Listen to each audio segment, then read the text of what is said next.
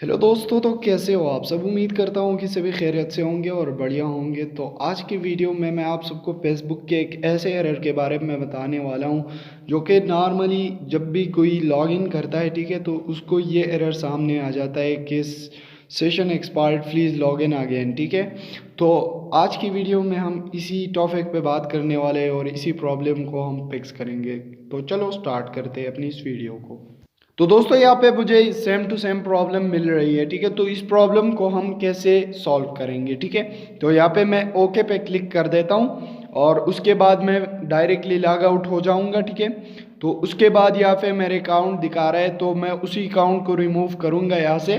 तो यहाँ से मैं इसको रिमूव कर देता हूँ और यहाँ से मैं रिमूव अकाउंट पे क्लिक करके इसको रिमूव कर देता हूँ। जैसे ही मैं इसको रिमूव करूँगा तो नीचे मुझे फिर से लॉगिन के ऑप्शन पे क्लिक करना है और जैसे ही मैं लॉगिन के ऑप्शन पे क्लिक करूंगा तो आप यहाँ पे अपना ईमेल एंटर कर दे और साथ में ईमेल के साथ अपना पासवर्ड एंटर कर दे। उसके बाद जो कि आप लॉगिन करके, ठीक है, तो उसके बाद जब भी आप लॉगिन करोगे तो आपका प्रॉब्लम सॉल्व हो जाएगा और आप लॉगिन हो सकते हैं, ठीक है। 100% मैं श्योरली कहता हूँ कि आप 100% लॉगिन हो पाएंगे, ठीक है। अगर इस मेथड से नहीं हो सकता है तो मैं आप सबको 3 मेथड और ऐसे बताऊँगा। तो दूसरा मेथड हमारे पास ये है कि हम जाएंगे अपनी सेटिंग पे।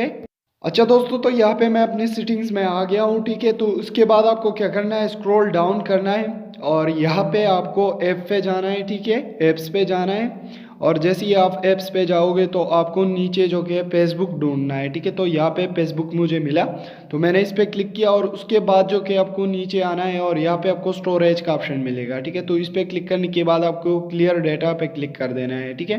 तो यहाँ पे मैं क्लियर डेटा पे क्लिक करके ओके कर देता हूँ और इसके बाद जो कि अगर मैं लॉगिन करूँगा तो मैं लॉगिन हो जाऊँगा।